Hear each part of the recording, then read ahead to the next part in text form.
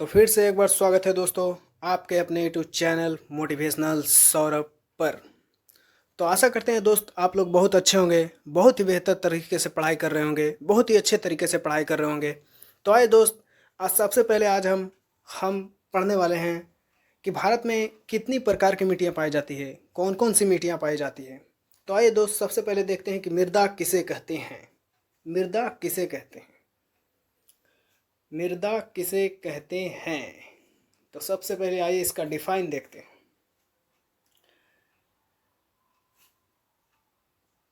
मृदा भूमि के ऊपरी पाए जाने वाले दानेदार परत है जिसका निर्माण मूल रूप से चट्टानों के विखंडित होने पर उनमें वनस्पति व जीवों के सड़ने गलने तथा जलवायु की क्रिया से निर्मित अम्लीय पदार्थों से लाखों वर्षों की प्रक्रिया के बाद मृदा का रूप लेती है। तो आइए दोस्त देखते हैं कि मृदा के अध्ययन को क्या कहा जाता है।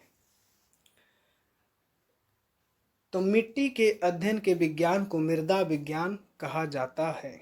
मिट्टी के अध्ययन के विज्ञान को मृदा विज्ञान कहा जाता है, लेकिन इंग्लिश में इसे कहा जाता है पेडोलॉजी। तो आगे देखते हैं दोस्त। भारतीय कृषि अनुसंधान परिषदों ने भारत की मिट्टियों को 8 वर्गों में विभाजित किया है। तो सबसे पहले देखते हैं दोस्त, जलोढ़ मिट्टी, काली मिट्टी, लेटेराइट मिट्टी, लाल मिट्टी, लेटेराइट मिट्टी, पर्वतीय मिट्टी, दलदलीय मिट्टी, और आगे दो और है मरुस्थलीय मिट्टी, लवणीय मिट्टी।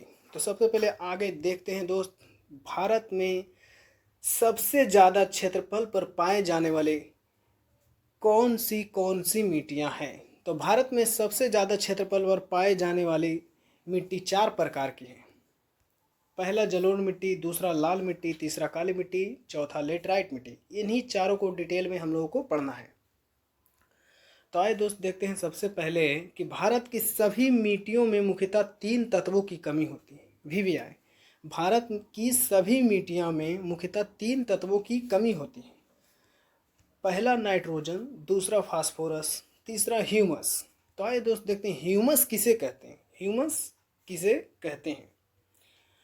तो ह्यूमस यह भूरे रंग का कार्बनिक पदार्थ है जो पेड़ पौधे तथा जंतुओं के प्राकृतिक रूप से सड़ने गलने विघटन से जो कार्बनिक पदार्थ निर्मित होता है उसे ह्यूमस कहते हैं।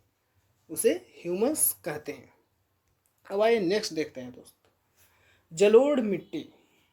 पहला टॉपिक, जलोढ़ मिट्टी। पहला टॉपिक है जलोढ़ मिट्टी। तो जलोढ़ मिट्टी को दोमट मिट्टी और कछारी मिट्टी भी कहा जाता है। बड़े बड़े पहाड़ों से जहाँ नदियाँ निकलती है तो छोटे छोटे कण कचड़े को लेकर मैदान में बिछा देती है या उड़ा देती है, उसे जलोढ़ मिट्टी कहते हैं। उसे जलोढ़ मिट्टी कहते हैं। अब देखते हैं कि जलोढ़ मिट्टी जो है कहाँ कहाँ पाई जाती है और कौन कौन सी उसमें कमियाँ होती है, और जलोढ़ मिट्टी को उपजाऊ मिट्टी कहा जाता है। तो देखिए दोस्त, यहाँ पर एक छोटा मिस्टेक है, यहाँ जलोढ़ होगा। जलोढ़ मिट्टी भारत में पाई जाने वाली सर्वाधिक उपजाऊ मिट्टी है। जलोढ़ मिट्टी भारत में पाई जाने वाली सर्वाधिक उपजाऊ मिट्टी है। सर्वाधिक उपजाऊ मिट्टी है, यहाँ ढा होगा जलोढ़ मिट्टी। और क्षेत्रफल में देखिए, भारत का संपूर्ण उत्तरी मैदान में, तटीय मैदान में जलोढ़ मिट्टी पाया जाता है। अब प्रचुरता, इसमें कौन कौन सी चीज़ें भरपूर मात्रा में पाई जाती है। तो चूना, पोटासियम प्रचुर मात्रा में जलोढ़ मिट्टी में पाई जाती है। अब इसमें कमियां देखते हैं, कौन कौन सी चीज़ों की कमी होती है। पहला नाइट्रोजन, फास्फोरस, ह्यूमस की जलोढ़ मिट्टी में कमी होती है। नाइट्रोजन, फास्फोरस, ह्यूमस की कमी होती है जलोढ़ मिट्टी में। यह मिट्टी धान की खेती के लिए काफ़ी अच्छी मानी जाती है। जलोढ़ मिट्टी धान की खेती के लिए काफ़ी अच्छी मानी जाती है तथा साथ ही साथ गेहूं, मक्का, तिलहन, आलू की खेती के लिए भी बहुत ही अच्छी मानी जाती है।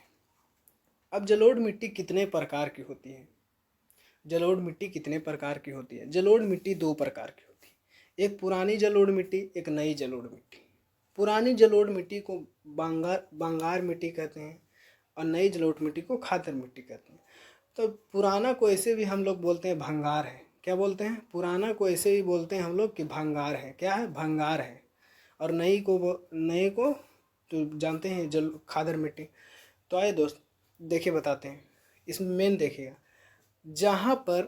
जहाँ मतलब कि जहाँ बाढ़ वगैरह ये सब आते रहता है, जहाँ बाढ़ वगैरह ये सब आते रहता है, तो क्या होता है, नदियों से नई नई मतलब कि छोटे छोटे धूल और कण और कचड़े लेकर चलाती है। कुछ जब बाढ़ आता है तो नदियों के जो बहाव पानी का आता है, तो छोटे छोटे कचड़े, धूल कचड़े, जो भी मिट्टी हो, क्या लगता है, सब सब ला के नदी वाला जितने भी कचड़े कण थे सब ला के क्या कर देता है, मैदान पर उड़ा देता है, जमा कर देता है। उसी को कहते हैं खादर मिट्टी। मतलब कि पुरानी जलोढ़ मिट्टी, मतलब कि जहाँ पर बाढ़ वगैरह जल्दी नहीं आता है तो बहुत ही पुरानी जलोढ़ मिट्टी करते थे। और जहाँ हमेशा बाढ़ वगैरह ये सब आते रहता है, नई नई मिट्टियाँ आते रहती है, नई नई छोटे छोटे कण ला के मैदान पर जमा कर देते हैं, तो हो गया नई जलोढ़ मिट्टी, जहाँ नई जलोढ़ मिट्टी के निर्माण हो रही है।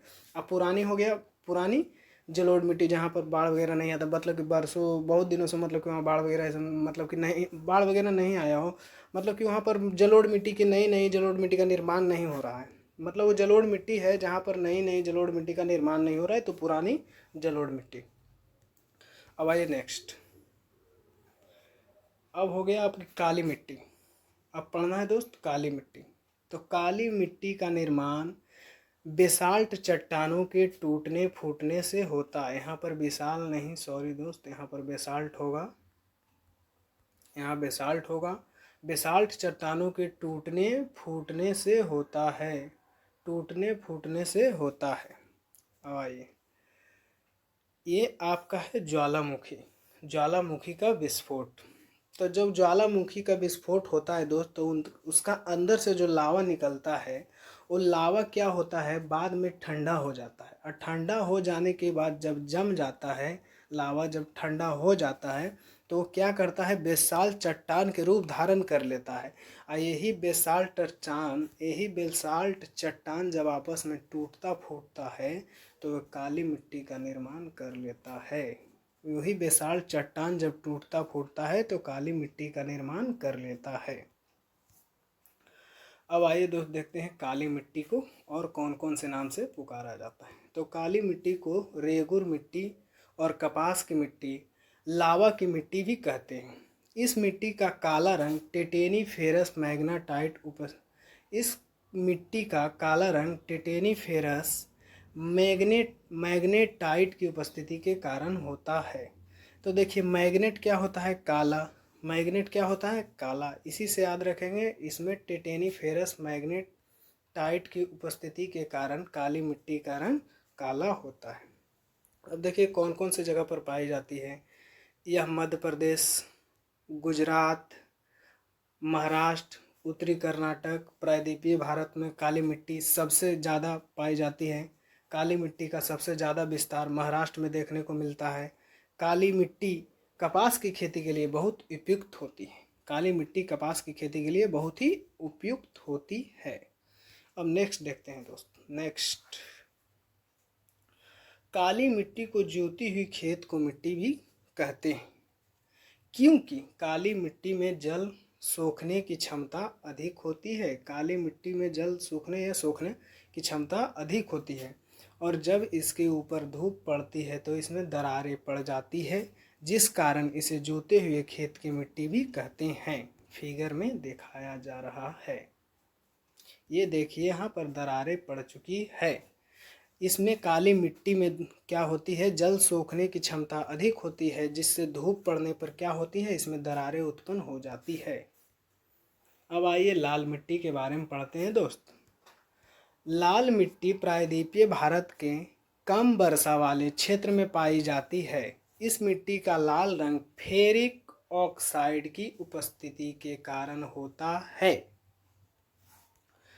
अब आइए दोस्त, इस मिट्टी में लोहा सिलिका की उपस्थिति अधिकता मात्रा में होती है, लाल मिट्टी में। अब आइए दोस्त, यह मिट्टी तमिलनाडु, लाल मिट्टी, यह मिट्टी तमिलनाडु, आंध्र प्रदेश, नागालैंड, महाराष्ट्र, कर्नाटक के कुछ भाग में दिखाई देते हैं, कर्नाटक के कुछ भागों में पाई जाती है। सबसे ज़्यादा इसका विस्तार तमिलनाडु, आंध्र प्रदेश में देखने को मिलता है। यह मिट्टी बाजरे की खेती के लिए उपयुक्त होती है। कौन सा मिट्टी दोस्त? लाल मिट्टी। जब लाल मिट्टी, सबसे वीवीआई इंपॉर्टेंट देखिएगा, सबसे वीवीआई, जब लाल मिट्टी जल को सोख लेती है तब वह पीली दिखाई देती है। जब लाल मिट्टी जल को सोख लेती है तब वो पीली दिखाई देती है। Very very important. जब लाल मिट्टी जल को सोख लेती है तब वह पीली दिखाई देती है। बहुत ही बढ़िया, ये देखने में बहुत ही वेरी इंपॉर्टेंट था, उसे देख, बहुत ही इम्पोर्टेंट था वो। जब लाल मिट्टी सोख लेती है तो पीली दिखाई देती है। ये लाल मिट्टी नहीं है दोस्त, ये है लेटेराइट मिट्टी। ये है आपका लेटेराइट मिट्टी। इसे ईंट की मिट्टी भी कहा जाता है क्योंकि ईंट बनाने में इसका निर्माण किया जाता है लेटेराइट मिट्टी की। तो आइए देखते हैं दोस्त लेटेराइट मिट्टी। लेटेराइट मिट्टी, यह मिट्टी उस क्षेत्र में पाई जाती है जहां पर 200 सेंटीमीटर से अधिक वर्षा हो और अत्यधिक गर्मी भी पड़े। इसे मखरली मिट्टी भी कहते हैं। किसे? लेटेराइट मिट्टी को मखरली मिट्टी कहते हैं। लेटेराइट मिट्टी को मखरली मिट्टी भी कहते हैं। अब आइए नेक्स्ट दोस्त, इस मिट्टी में ऑक्साइड और इस मिट्टी में ऑक्साइड और एल्युमिनियम की मात्रा भरपूर होती है। लौ ऑक्साइड के कारण इस मिट्टी का रंग लाल होता है। लेटेराइट मिट्टी का रंग जो है लेटेराइट मिट्टी का रंग जो है लौह ऑक्साइड के कारण इस मिट्टी का रंग लाल होता है। अब आइए, लेटेराइट मिट्टी में निछालन की प्रक्रिया देखने को मिलती है। इंग्लिश में उसे कहते हैं लीचिंग। तो निछालन क्या है दोस्त? देखिए, निछालन प्रक्रिया उसे कहते हैं जिससे अत्यधिक वर्षा होने के कारण मिट्टी के ऊपरी पोषक तत्व पानी में घुलकर बह जाती है। लेटेराइट मिट्टी, VVI very very important. Laterite मिट्टी में चाय, कॉफ़ी, इलायची, काजू की खेती सर्वाधिक उपयुक्त होती है। लेटेराइट मिट्टी का उपयोग ईंट बनाने के लिए किया जाता है। ईंट होगा। लेटेराइट मिट्टी का उपयोग ईंट बनाने के लिए किया जाता है। अब आइए लवणीय मिट्टी दोस्त, ये है आपका लवणीय मिट्टी। ये आपका है लवणीय मिट्टी। ये क्या है आपका? लवणीय मिट्टी है। यही है आपका लवणीय मिट्टी। अब आइए दोस्त देखते हैं लवणीय मिट्टी के कुछ टॉपिक। लवणीय मिट्टी, जब मिट्टी की प्रकृति क्षारीय होती है और उसमें नमक की मात्रा बढ़ जाती है तो उसे लवणीय मिट्टी कहते हैं। लवणीय मिट्टी को रेह ऊसर मिट्टी के नाम से जाना जाता है। लवणीय मिट्टी को रेह ऊसर मिट्टी के नाम से जाना जाता है। भारत में इस मिट्टी का सबसे ज़्यादा विस्तार गुजरात के कच्छ के रण में देखने को मिलता है। अब आइए पर्वतीय मिट्टी दोस्त, ये है आपका पर्वतीय मिट्टी। पर्वतीय मिट्टी के बारे में आपका पढ़ना है। पर्वतीय मिट्टी, इस प्रकार की मृदा का विस्तार पर्वतों पर देखने को मिलता है जहाँ पर हिमालय पर्वत का शिखर, शिकार नहीं दोस्त, शिखर, इस प्रकार के मृदा का विस्तार पर्वतों पर देखने को मिलता है जहाँ पर हिमालय पर्वत का शिखर विस्तार है, वहाँ पर इस प्रकार की मिट्टी पाई जाती है। पर्वतीय मिट्टी का विस्तार जम्मू कश्मीर, लद्दाख, हिमाचल प्रदेश, उत्तराखंड, सिक्किम, अरुणाचल प्रदेश में देखने को मिलता है। पर्वतीय ढालों पर सेब, नाशपाती, चाय की खेती की जाती है। अब आइए नेक्स्ट, मरुस्थलीय मिट्टी। मरुस्थलीय मिट्टी के बारे में पढ़ना है दोस्त। ये है आपका मरुस्थलीय मिट्टी। अब इसके बारे में पढ़ेंगे। मरुस्थलीय मिट्टी, इस प्रकार की मृदा में नमी की कमी होती है। इसका विस्तार भारत में मुख्यतः राजस्थान, गुजरात, हरियाणा, दक्षिण हरियाणा, दक्षिण पंजाब में देखने को मिलता है। अब आइए, मरुस्थल भूमि होने के कारण यहाँ पर खदान उगाना संभव नहीं है। यहाँ पर मोटा अनाज, सॉरी यहाँ अनाज होगा, यहाँ पर मोटा अनाज जैसे कि बाजरा, ज्वार, सरसों की खेती की जाती है। यहाँ पर मोटा अनाज जैसे कि बाजरा, ज्वार, सरसों की खेती की जाती है। यहाँ अनाज होगा दोस्त।